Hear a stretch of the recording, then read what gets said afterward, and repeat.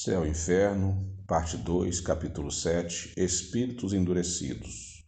Lapomerey, Castigo pela Luz. Em uma das sessões da Sociedade de Paris, durante a qual se discutira a perturbação que geralmente acompanha a morte, um espírito ao qual ninguém fizera alusão, e muito menos se pretender evocar, manifestou-se espontaneamente pela seguinte comunicação, que, conquanto não assinada, se reconheceu como sendo de um grande criminoso recentemente atingido pela justiça humana. Que dizeis da perturbação? Para que essas palavras ocas, sois sonhadores e utopistas, ignorais redondamente o assunto do qual vos ocupais. Não, senhores, a perturbação não existe, a não ser nos vossos cérebros. Estou bem morto, tão morto quanto possível, e vejo claro em mim, ao derredor de mim, por toda parte. A vida é uma comédia lúgubre. Insensatos os que se retiram da cena antes que o pano caia. A morte é o terror, a aspiração ou castigo, conforme a fraqueza ou a força dos que a temem, afrontam ou imploram. Mas é também para todos amarga irrisão. A luz ofusca-me e penetra qual flecha aguda a sutileza do meu ser. Castigaram-me com as trevas.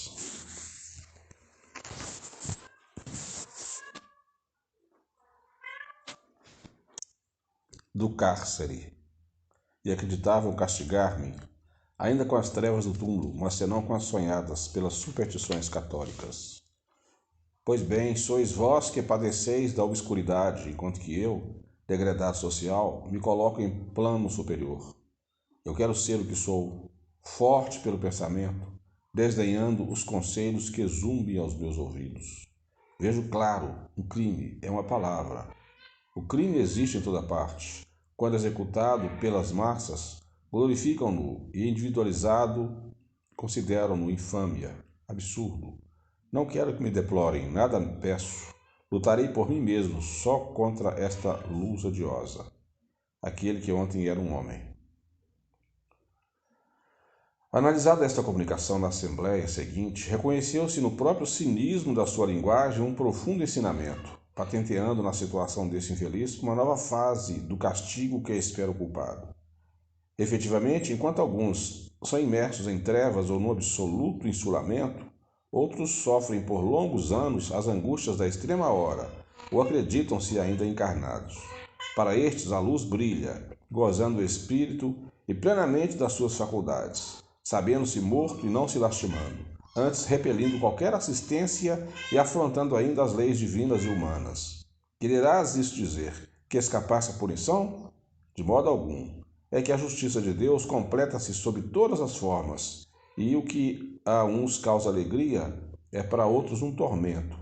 A luz faz o suplício desse espírito, e é ele próprio que o confessa, em que pese ao seu orgulho quando diz que lutará por si mesmo, só contra essa luz odiosa. E ainda nessa fase, a luz ofusca-me e penetra, qual flecha aguda, a sutileza do meu ser. Essas palavras, sutileza do meu ser, são características, dando a entender que sabe que seu corpo é fluídico e penetrável à luz, a qual não pode escapar. Luz que o penetra qual aguda flecha. Este espírito aqui está colocado entre os endurecidos, em razão de muito tempo que levou antes que manifestasse arrependimento. O que é também um exemplo a mais para provar que o progresso moral nem sempre acompanha o progresso intelectual. Entretanto, pouco a pouco se foi corrigindo e deu mais tarde ditados instrutivos e sensatos. Hoje ele poderá ser colocado entre os espíritos arrependidos, convidados a emitir a sua apreciação. A respeito, os nossos guias espirituais ditaram as 3 seguintes comunicações, aliás dignas da mais séria atenção. Sob o ponto de vista das existências, os espíritos na erraticidade podem considerar-se inativos na expectativa, mas ainda assim podem espiar uma vez que o orgulho e a tenacidade, formidável dos seus erros, não estolham no momento da progressiva ascensão. Tiveste disso um exemplo terrível na última comunicação desse criminoso impenitente, debatendo-se com a justiça divina a constringi-lo depois da dos homens. Neste caso, a expiação, ou antes, o sofrimento fatal que os oprime, ao invés de lhes ser útil, inculcando-lhes a profunda significação de suas penas, exacerba-os na rebeldia e dá aso às murmurações que a Escritura, em sua poética eloquência, denomina ranger de dente. Esta frase simbólica, por excelência, é o sinal do sofredor abatido, porém insubmisso, isolado na própria dor, mas bastante forte ainda para recusar a verdade do castigo e da recompensa. Os grandes erros perduram no mundo espiritual quase sempre assim como as consciências grandemente criminosas. Lutar apesar de tudo e desafiar o infinito pode comparar-se à cegueira do homem que, contemplando as estrelas, as tivesse por arabescos de um teto, tal como acreditavam os gauleses do tempo de Alexandre. O infinito moral existe. Miserável e mesquinho é quem, a pretexto de continuar as lutas em imposturas abjetas da terra, não vê mais longe no outro mundo do que neste. Para que a cegueira, o desprezo alheio, o egoísmo, o sentimento da personalidade são empecilhos ao seu progresso. Homem, é bem verdade que existe um acordo secreto entre a imortalidade de um nome puro legado à terra e a imortalidade realmente conservada pelos espíritos nas suas sucessivas provações. Lamenor. Precipitar um homem nas trevas ou em ondas de luz não dará o mesmo resultado? Num como no outro caso, esse homem nada vê do que o cerca e habituar-se-á a mesmo mais facilmente à sombra do que à monótona claridade elétrica, na qual pode estar submerso. O Espírito manifestado na última sessão exprime bem a verdade quando diz: eu saberei libertar-me desta odiosa luz. De fato, essa luz é tanto mais terrível, horrorosa, quanto ela o penetra completamente e lhe devassa o pensamento mais recôndito. Aí está uma das circunstâncias mais rudes de tal castigo espiritual. O espírito encontra-se, por assim dizer, na casa de vidro perdida por Sócrates. Disso decorre ainda um ensinamento visto como o que seria alegria e consolo para o sábio, transforma-se em punição infamante e contínua para o perverso, para o criminoso, para o parricida, sobressaltado em sua própria personalidade. Meus filhos, calculai o sofrimento, o terror dos hipócritas, que se compraziam em toda sua existência sinistra a planejar, a combinar os mais hediondos crimes no seu foro íntimo, quais feras refugiadas no seu antro, e que hoje, expulsas desse covil íntimo, não se podem furtar às investigações de seus pares. Arrancada que lhe seja a máscara da impassibilidade, todos os pensamentos que lhe estampam na fronte. Sim, e além de tudo, nenhum repouso, nada de asilo para este formidando criminoso. Todo pensamento mau, e Deus sabe se a sua alma o exprime, se lhe trai por fora e por dentro, como impelido por choques elétricos irresistível. Procura esquivar-se à multidão e a luz odiosa o devassa continuamente. Quer fugir e desanda numa carreira infrene, desesperada, através dos espaços incomensuráveis. E por toda parte, a luz, olhares que o observam, e corre e voa novamente em busca da sombra, em busca da noite. E sombra e noite não mais existem para ele. Chama pela morte, mas a morte não é mais do que palavra, sem sentido. E o infeliz foge sempre o caminho da loucura espiritual. Castigo tremendo, dor horrível, a debater-se consigo para se desembaraçar de si mesmo, porque tal é a lei suprema para além da terra, isto é, o culpado busca por si mesmo o seu mais inexorável castigo. Quanto tempo durará esse estado? Até o momento em que a vontade, por fim vencida, se curve constrangida pelo remorso, humilhada a fronte altiva ante os espíritos de justiça e ante as suas vítimas apaziguadas. Notai a lógica profunda das leis imutáveis. Com isso, o espírito realizará o que escrevia nessa altaneira comunicação, tão clara, tão lustra, tão desconsoladoramente egoísta, comunicação que eu vos deu na sexta-feira passada, reagindo-a por um ato da própria vontade. Eraste. A justiça humana não faz distinção de individualidades. Quanto aos seres que castiga, medindo o crime pelo próprio crime, fere indistintamente os infratores, e a mesma pena atinge o paciente sem distinção de sexo, qualquer que seja a sua educação. De modo diverso, procede a justiça divina, cujas punições correspondem ao progresso dos seres aos quais a eles são infligidas. Igualdade de crime não importa de fato igualmente individual. Visto como dois homens culpados, sob o mesmo ponto de vista, podem separar-se pela dessemelhança de provações, imergindo um deles na opacidade intelectiva dos primeiros círculos iniciadores, enquanto que os outros dispõem por haver ultrapassado esses círculos, da lucidez que isenta o espírito da perturbação. E nesse caso, não são mais as trevas a puni-lo, mas a agudeza da luz espiritual que vara a inteligência terrena e lhe faz sentir as dores de uma chaga viva.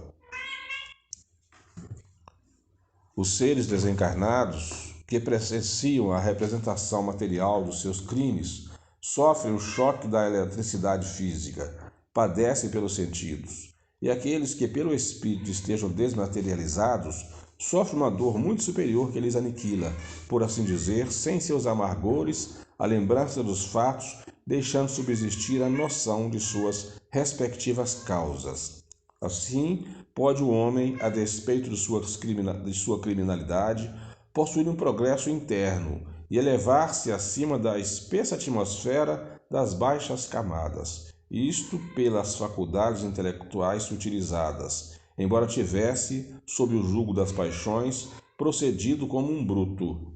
A ausência de ponderação, o desequilíbrio entre o progresso moral e o intelectual produzem essas tão frequentes anomalias nas épocas de materialismo e transição.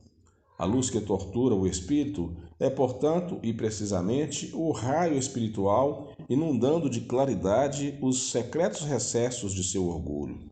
Aí estão os primeiros sintomas, as primeiras angústias da agonia espiritual, em que pronunciam a dissolução dos elementos intelectuais e materiais, componente da primitiva dualidade humana, e que deve desaparecer na utilidade grandiosa do ser acabado. John Reynolds.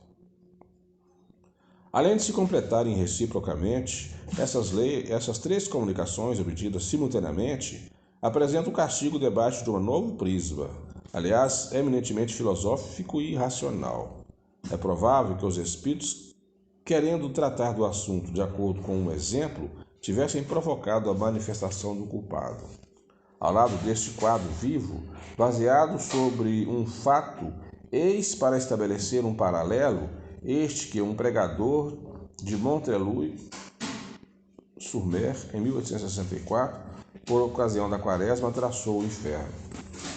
O fogo do inferno é milhões de vezes mais intenso que o da terra. E se acaso um dos corpos que lá se queimam, sem se consumirem, fosse lançado ao planeta, empestá-lo-ia de um a outro extremo.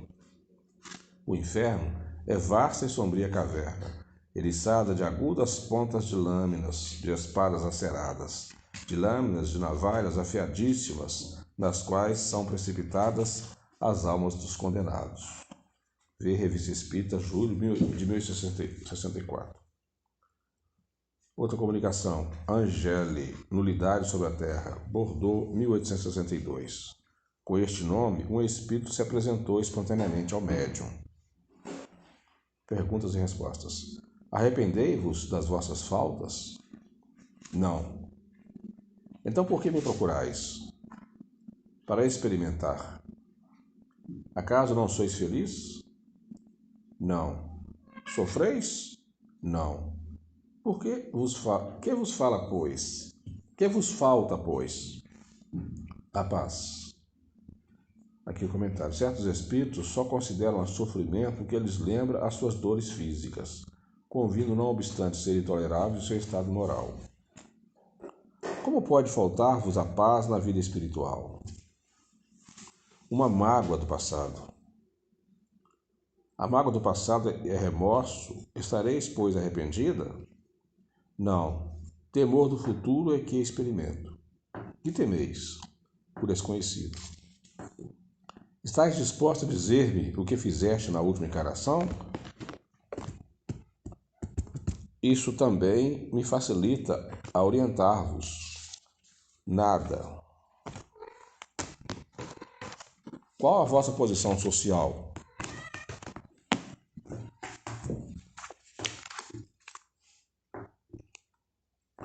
Mediana. Fostes casada? Sim, fui esposa e mãe. E cumpristes zelosa os deveres decorrentes desse duplo encargo? Não, meu marido entediava, bem como meus filhos. E de que modo preencheste a existência? Divertindo-me em solteira e enfadando-me como mulher. Quais eram as vossas ocupações? Nenhuma. E quem cuidava da vossa casa? A criada. Não será cabível atribuir a essa inércia a causa dos vossos pesares e temores? Talvez tenhais razão, mas não basta concordar. Queirais reparar a inutilidade dessa existência e auxiliar os espíritos sofredores que nos cercam? Como? Ajudando-os a aperfeiçoarem-se pelos vossos conselhos e pela vossa prece. Eu não sei orar. Faloemos junto e aprendereis, sim? Não. Mas por quê? Cansa. Instruções do guia do médium. Damos-te instrução facultando-te o conhecimento prático dos diversos estados de sofrimento, bem como da situação dos espíritos condenados à expiação das próprias faltas. Ângela era uma dessas criaturas sem iniciativa, cuja existência é tão inútil a si como ao próximo, amando apenas o prazer, incapaz de procurar no estudo, no cumprimento dos deveres domésticos e sociais, as únicas satisfações do coração que fazem o encanto da vida, porque são de todas as épocas, ela não pôde empregar a juventude senão em distrações frívolas. E quando deveres mais sérios se lhe impuseram, já o mundo se lhe havia feito um vácuo, porque vazio também estava o seu coração. Sem faltas graves, mas também sem mérito, ela fez a infelicidade do marido, comprometendo, pela sua incúria e desleixo, o futuro dos próprios filhos. Deturpou-lhe o coração e os sentimentos, já por seu exemplo, já pelo abandono em que os deixou entregues a fâmulos que era nem sequer se dava ao trabalho de escolher. A sua existência foi improfícua e por isso mesmo culposas, visto que o mal é oriundo da negligência do bem. Ficai bem certos de que não basta abster-vos de faltas. É preciso praticar as virtudes que lhes são opostas. Estudai os ensinamentos do Senhor. Meditai-os e compenetrai-vos de que eles se vos fazem estacar na senda do mal. Também vos impõem voltar atrás, a fim de tomardes o caminho oposto que conduz ao bem. O mal é a antítese do bem. Logo, quem quiser evitar o primeiro, deve seguir o segundo, sem o qual a vida se torna nula, mortas as suas obras. E Deus, nosso Pai, não é o Deus dos mortos, mas de vivos. Pergunta: ser-me-á permitido saber qual teria sido a penúltima existência de Ângeli? A última deveria ter sido consequência dela, isto é, da penúltima. Ela viveu na indolência beatífica, na inutilidade da vida monástica. Preguiçosa e egoísta por gosto, quis experimentar a vida doméstica, mas seu espírito pouco progrediu. Sempre repeliu a voz íntima que lhe apontava o perigo. E como a propensão era suave, preferiu abandonar-se a ela, a fazer um esforço para assustá-la em começo. Hoje ainda compreende o perigo dessa neutralidade, mas não se sente com forças para tentar o mínimo esforço. Orai por ela, procurai despertá-la e fazer que seus olhos se abram à luz. É um dever, e dever algum se despreza. O homem foi criado para a atividade. A atividade do espírito é a da sua própria essência, a do corpo uma necessidade. Cumpri, portanto, as prescrições da existência, como espírito votado à paz eterna. A serviço do espírito, o corpo mais não é que máquina submetida à inteligência. Trabalhai, cultivai, portanto, a inteligência, para que dê salutar impulso aos instrumentos que devem auxiliá-la no cumprimento de sua missão. Não lhes concedais tréguas nem repouso, tendo em mente que essa paz a que aspirais não vos será concedida senão pelo trabalho.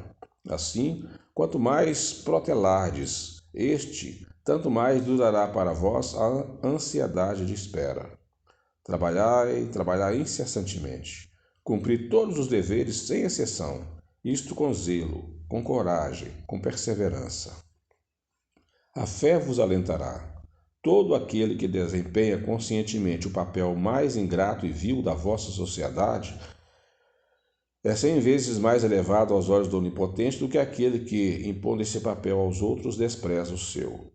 Tudo é degrau que dá acesso ao céu. Não quebreis a lápide sob os pés e contai com o concurso dos amigos que vos estendem a mão, sustentáculos que são dos que vão aurir suas forças na crença do Senhor.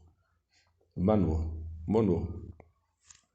Um espírito aborrecido. Bordeaux, 1862. Este espírito apresenta-se espontaneamente ao médium reclamando prece. Que vos leva a pedir preces? Estou farto de vagar sem objetivo. Estás há muito em tal situação? Faz 180 anos mais ou menos. Que fizeste na terra? Nada de bom. Qual a vossa posição entre os espíritos? Estou entre os entediados. Mas isso não forma categoria. Entre nós tudo forma categoria. Cada sensação encontra suas semelhantes ou suas simpatias que se reúnem. Por que permanecestes tanto tempo estacionário sem que fosseis condenado a sofrer? É que eu estava votado ao tédio, e entre nós é um sofrimento. Tudo que não é alegria é dor. Foste, pois, forçado à erraticidade contra a vontade? São coisas sutilíssimas para a vossa inteligência material. Procurando explicar-me essas coisas, talvez comeceis a beneficiar-vos a vós mesmos. Faltando-me termos de comparação, não poderei fazê-lo. Uma vida sem proveito, extinguindo-se, lega ao espírito que o encarnou o mesmo que ao papel pode legar o fogo quando o consome. Fagulhas que lembram as cinzas ainda compactas, a sua proveniência, a causa de seu nascimento, ou, se o quiserdes, da destruição do papel. Essas fagulhas são a lembrança dos laços terrestres que vinculam o espírito, até que este disperse as cinzas do seu corpo. Então, só então, tem ele eterizada a essência, o conhecimento de si mesmo, desejando o progresso. Qual poderia ter sido a causa desse aborrecimento de que vos acusais? Consequências da existência. O tédio é filho da inação. Por não ter sabido utilizar o longo tempo de encarnação, as consequências vieram refletir-se neste mundo. O espírito que, como vós, foram tomado de tédio, não pode libertar-se de tal contingência desde que o desejem? Não, nem sempre, porque o tédio lhe paralisa a vontade. Sofrem as consequências da vida que levaram, e como foram inúteis, desprovidos de iniciativa, assim também não encontram entre si concurso algum. Entregues a si mesmos, nesse estado permanece, até que o cansaço decorrente de tal neutralidade os agite em sentido contrário, momento no qual a sua menor vontade vai encontrar apoio e bons conselhos, e secundar-lhes o esforço e a perseverança. Podeis dizer-me qual da vossa existência terrena? Deveis compreender que pouco me é dado dizer, visto como o tédio, a nulidade e a inação provém da preguiça, que por sua vez é mãe da ignorância. E não vos aproveitaram as existências anteriores? Sim, todos, porém, parcamente, vistos serem reflexos umas das outras. O progresso existe sempre, porém tão insensível que se nos torna inapreciável. Enquanto esperais uma nova encarnação, apraz-vos repetir as vossas comunicações? Evocai-me para me obrigardes a vir, pois com isso me prestareis um benefício. Podeis dizer-nos por que tão frequentemente varia a vossa caligrafia? Por que interrogais muito, o que aliás me fadiga, quando tenho necessidade de auxílio? O guia do médium. O trabalho intelectual é que o fadiga, obrigando-nos a prestar o nosso concurso para que possa dar resposta às tuas perguntas. Este é um ocioso do mundo espiritual, assim como foi no planeta. Trouxemo-lo a ti para que tentasse arrancá-lo dessa apatia, desse tédio que constitui verdadeiro sofrimento, às vezes mais doloroso que os sofrimentos agudos por se poder prolongar indefinidamente. Imagina a perspectiva de um tédio sem fim. A maior parte das vezes são os espíritos dessa categoria que buscam as vidas terrestres apenas como passatempo e para interromper a monotonia da vida espiritual. Assim acontece aí chegarem, frequentemente sem resoluções definidas para o bem, obrigados a recomeçarem sucessivamente até atingirem a compreensão do verdadeiro progresso. Aqui outro espírito, a Rainha de Old, falecida em França, 1858. Quais as vossas sensações ao deixardes o mundo terrestre? Ainda perturbada. Torna-se-me impossível explicá-la. Sois feliz? Tenho saudades da vida. Não sei, experimento a cérebra dor da qual a vida me libertaria. Quisera que o corpo se levantasse do túmulo. Lamentais o ter sido sepultado entre cristãos que não no vosso país? Sim, a terra indiana menos me pesaria sobre o corpo. Que pensais das honras fúnebres tributadas aos vossos despojos? Não foram grande coisa, pois eu era rainha e nem todos se curvaram diante de mim. Deixai-me, forçam-me a falar, quando não quero, nem saibais o que ora sou. Asseguro-vos, eu era rainha. Respeitamos a vossa hierarquia, e só insistimos para que nos respondais no propósito de nos instruirmos. Acreditais que vosso filho recupere de futuro os estados de seu pai? Meu sangue reinará, por certo, visto como é digno disso. Ligais a essa reintegração de vosso filho a mesma importância que lhes dáveis quando encarnada? Meu sangue não pode misturar-se com o do povo. Não se pôde fazer constar na respectiva certidão de óbito, o lugar de vosso nascimento. Podereis nolo dizer agora? Sou oriunda do mais nobre do sangue da Índia. Penso que nasci em Delhi. Vós que vivestes nos esplendores do luxo, cercada de honras, que pensais hoje de tudo isso? Que tenho direito. A vossa hierarquia terrestre concorreu para que tivesseis outra mais elevada neste mundo em que ora estais? Continua a ser rainha, que se enviem escravas para me servirem.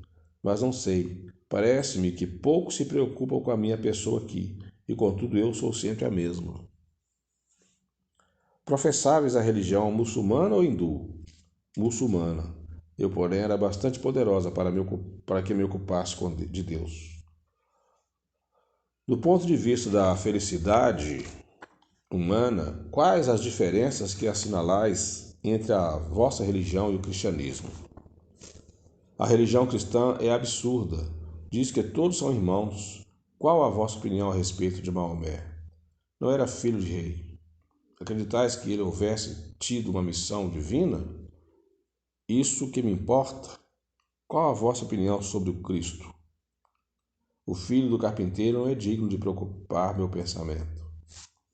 Que pensais desse uso pelo qual as mulheres muçulmanas se furtam aos olhos muçulmanos? Penso que as mulheres nasceram para dominar. Eu era mulher. Tendes inveja da liberdade de que gozam as europeias? Que poderia importar-me tal liberdade? Servem-nas acaso ajoelhados? Tendes reminiscência de encarnações anteriores a esta que vindes de deixar? Deveria ter sido sempre rainha. Por que acudistes tão prontamente ao nosso apelo? Não queria fazê-lo, mas forçaram-me. Acaso julgarás que eu dignaria responder-te? Que és tu a meu lado? E quem vos forçou a vir? Eu mesma não sei, posto que não deva existir ninguém mais poderoso do que eu. Sob essa forma vos apresentais aqui, sempre rainha. E pensas que eu tenha deixado de o ser? És pouco respeitoso. Fica sabendo que não é desse modo que se fala a rainhas. Se nos fosse dado enxergar-vos, ver-vos-íamos com os vossos ornatos e pedrarias? Certamente. E como se explica o fato do despojado de tudo isso, conservar o vosso espírito tais aparatos, sobretudo os ornamentos? É que eles me não deixaram. Sou tão bela quanto era, e não compreendo o juízo que de mim fazeis. É verdade que nunca me vistes. Qual a impressão que vos causa em vós achardes entre nós? Se eu pudesse evitá-la, tratam-me com tão pouca cortesia. Agora São Luís. Deixai-a, a pobre perturbada. Tende compaixão da sua cegueira, e Oxalá vos sirva de exemplo. Não sabeis quanto padece o seu orgulho. Evocando essa grandeza decaída ao túmulo, não esperávamos respostas de grande alcance, dado o gênero da educação feminina neste país. Julgávamos, porém, encontrar neste espírito, não diremos filosofia, mas pelo menos uma noção mais aproximada da realidade, e ideias mais sensatas relativamente à vaidade e grandezas terrenas. Longe disso, vimos que o espírito conserva todos os preconceitos terrestres, na plenitude de sua força, que o orgulho nada perdeu das suas ilusões, que lutava contra a própria fraqueza e, finalmente, que muito devia sofrer pela sua impotência. Mensagem de outro espírito, Chubene, Bordeaux, 1862. Sob este nome, um espírito se apresenta espontaneamente ao médium, habituado a este gênero de manifestações, pois sua missão parece ser a de assistir os espíritos inferiores que o seu guia espiritual lhe conduz, no duplo propósito da sua própria instrução e do progresso deles. Quem sois? Este nome é de homem ou de mulher? De homem, e tão infeliz quanto possível. Sofro todos os tormentos do inferno. Mas se o inferno não existe, como podeis sofrer-lhes a tortura? Pergunta inútil. Compreendo, mas outros precisam de explicações. Isso pouco me importa. O egoísmo não será uma das causas do vosso sofrimento? Pode ser. Se quiser ser aliviado, começa, repudiando as más tendências. Não te incomodes com o que não é da tua conta. Principie orando por mim, como praticas com os outros, e depois veremos. A não me auxiliardes com o vosso arrependimento, a prece pouco valor poderá ter, mas falando em vez de orardes, menos ainda me adiantarás. Então desejais adiantar-vos? Talvez. Não sei, vejamos o essencial, isto é, se a prece alivia o sofrimento. Unamos então os nossos pensamentos com a firme vontade de obter o vosso alívio. Vá lá, depois da prece. Estais satisfeitos? Não como fora para desejar. Mas o remédio aplicado pela primeira vez não pode curar imediatamente um mal antigo. É possível. Quereis voltar? Se me chamares. Aqui é o guia do médium. Filha, terás muito trabalho com este espírito endurecido. Mas o maior mérito não advém de salvar ou não perdidos. Coragem, perseverança e triunfarás afinal. Não há culpados que se não possam regenerar por meio da persuasão e do exemplo, visto como os espíritos, por mais perversos, acabam por corrigir-se com o tempo. O fato de muitas vezes ser impossível regenerá-los prontamente não importa na inutilidade de tais esforços. Mesmo a contragosto, as ideias sugeridas a tais espíritos fazem-no refletir. São como sementes que cedo ou tarde tivessem de frutificar. Não se arrebenta a pedra com a primeira marretada.